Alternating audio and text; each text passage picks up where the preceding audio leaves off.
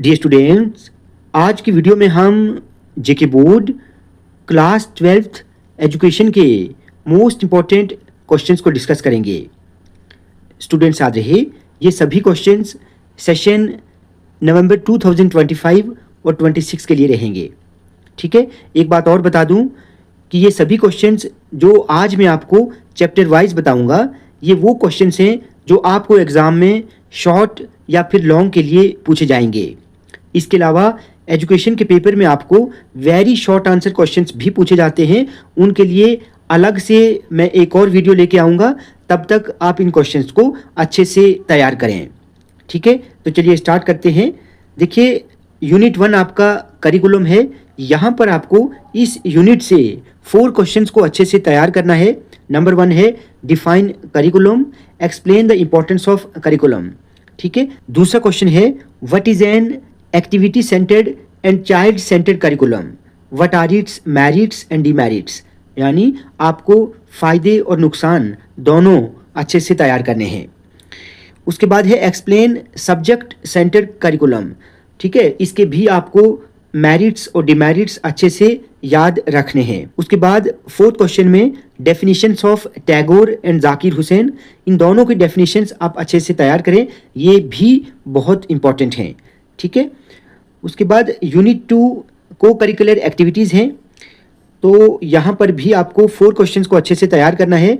What are को curricular activities, explain its significance और importance. Students याद रहे, सिग्निफिकेंस और इम्पॉर्टेंस का एक ही मतलब है, या तो आपको एग्जाम में सिग्निफिकेंस पूछा जा सकता है या फिर इम्पॉर्टेंस। ठीक है, यहाँ पर कन्फ्यूज नहीं होना, दोनों का मतलब जो है वो एक ही होता है।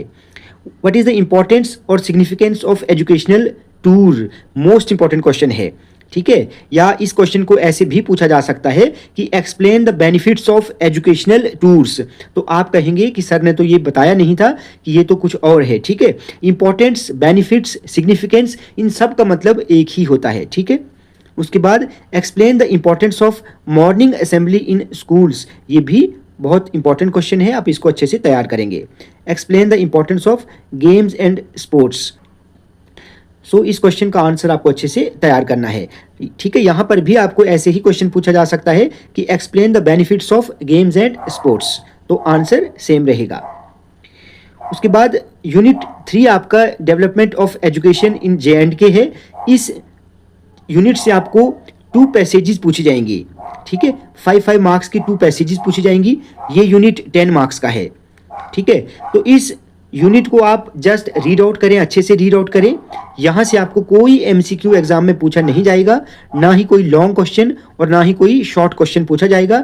सिर्फ 2 पैसेजेस आपको यहाँ से एग्जाम में पूछी जाएंगी। उसके बाद यूनिट 4 है पॉपुलेशन एजुकेशन। इस यूनिट से आपको 4 क्वेश्चंस को अच्छे से तैयार करना है। नंबर 1 है what is population explosion, what are its main causes. ये बहुत इंपॉर्टेंट है। ठीक है, इस क्वेश्चन को आप अच्छे से लर्न कर लें, ये क्वेश्चन एग्जाम में ज़रूर आपको देखने को मिलेगा। उसके बाद है explain the main consequences of population explosion, यानी पॉपुलेशन के बढ़ने से क्या इम्पैक्ट पड़ता है, ये भी आपको पता होना चाहिए। What are the various ways और steps to control population explosion. तो पॉपुलेशन एक्सप्लोजन को, बढ़ती हुई आबादी को कम करने के क्या क्या तरीके हैं, या कैसे हम इसको कम कर सकते हैं, इस क्वेश्चन को भी आपने अच्छे से तैयार करना है। What is population education, what are its main objectives और इम्पोर्टेंस। देखिए, ऑब्जेक्टिव्स, इम्पोर्टेंस, इनका भी कहीं ना कहीं मतलब सेम है। लिटिल बिट चेंजेस के साथ आप आंसर को अच्छे से लिख सकते हैं। ठीक है, आप अच्छे से इन सभी क्वेश्चंस को तैयार करेंगे। Explain the role of media in population awareness. आज के टाइम में मीडिया का रोल बहुत इंपॉर्टेंट है पॉपुलेशन को अवेयर करने में। ठीक है, तो ये 4 क्वेश्चंस आप अच्छे से तैयार करेंगे। उसके बाद है एजुकेशनल थिंकर्स। ठीक है, यहाँ पर 3 क्वेश्चंस आप अच्छे से देखेंगे। Discuss the basic system of education advocated by Gandhi जी।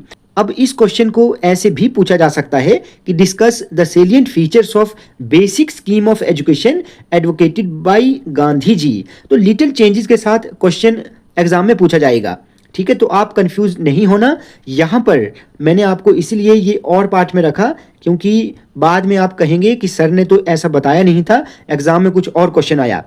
ठीक है, लेकिन लिटिल चेंजेस के साथ आपको क्वेश्चन पूछा जाता है जस्ट आपको कंफ्यूज करने के लिए।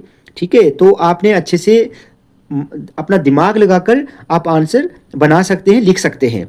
ठीक है, उसके बाद है discuss the curriculum advocated by Zakir Hussain, ये बहुत इंपॉर्टेंट है। उसके बाद जॉन डेवी का जो करिकुलम है जो इन्होंने बताया है उसको भी आप अच्छे से तैयार करेंगे। दोनों क्वेश्चन ये इंपॉर्टेंट रहेंगे। उसके बाद स्टैटिस्टिक्स, यहाँ पर आपको देखिए मीन, मीडियन और मोड या जो क्वार्टाइल डेविएशन है, आप इन तीनों के फॉर्मूले अच्छे से तैयार करें। इनका जो कैलकुलेशन मेथड है, कैलकुलेशन पर भी आपको एक पार्ट जो है एक क्वेश्चन आपको यहाँ से पूछा जाएगा।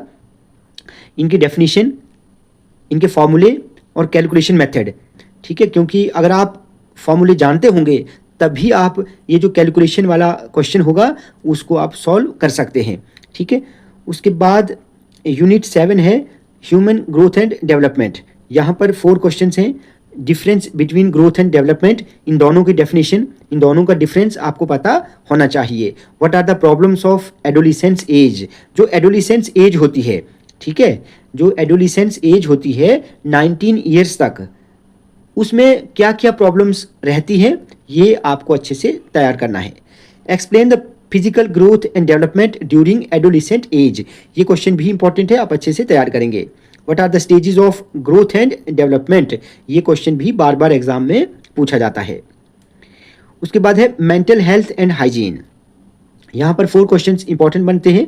What is mental health and hygiene, what are the objectives या purposes of mental health and hygiene, ये क्वेश्चन इंपॉर्टेंट है। उसके बाद दूसरा क्वेश्चन मोस्ट इंपॉर्टेंट है, explain the need for mental health and hygiene and what are the causes of poor mental health, ये question भी important है।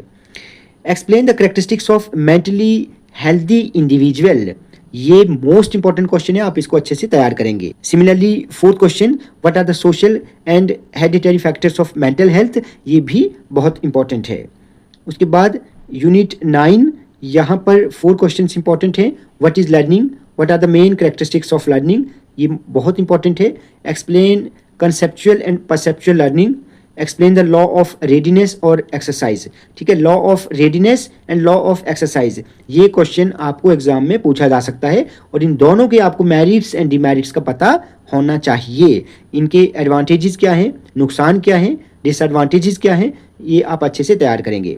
What are the different types of learning, तो यहाँ पर ये जो डिफरेंट टाइप्स ऑफ लर्निंग है ना, इसी में आपको रेडीनेस और एक्सरसाइज जो है वो देखने को मिलेगा। ठीक है, तो आप इन दोनों को अच्छे से तैयार करेंगे। उसके बाद लास्ट यूनिट है, ठीक है, एडजस्टमेंट एंड माल एडजस्टमेंट, तो यहाँ पर आपको 5 क्वेश्चंस को अच्छे से तैयार करना है। Number 1, what is maladjustment, what are the characteristics of maladjusted और वेल एडजस्टेड पर्सन। उसके बाद discuss the causes and symptoms of maladjusted person, ये बहुत इंपॉर्टेंट है, आप इसको अच्छे से तैयार करें, एग्जाम में ज़रूर पूछा जा सकता है। डिफेंस मैकेनिज्म क्या है और explain sublimation as defence mechanism. उसके बाद 4th question and 5th question बहुत इंपॉर्टेंट है, स्पेशली 5th क्वेश्चन तो बहुत इंपॉर्टेंट है। टीचर का रोल क्या रहता है in minimising the maladjustments in pupils, ठीक है, ये बहुत इंपॉर्टेंट है। तो स्टूडेंट्स, ये कुछ इंपॉर्टेंट क्वेश्चंस थे जो आपको अच्छे से तैयार करने हैं। यहाँ से ज़रूर आपको एग्ज़ाम के लिए शॉर्ट और लॉन्ग क्वेश्चंस पूछे जाएंगे। ठीक है, आज की वीडियो आपको अच्छी लगी हो तो आप प्लीज़ इस वीडियो को ज़्यादा से ज़्यादा लाइक और शेयर करें और चैनल को सब्सक्राइब करना ना भूलें।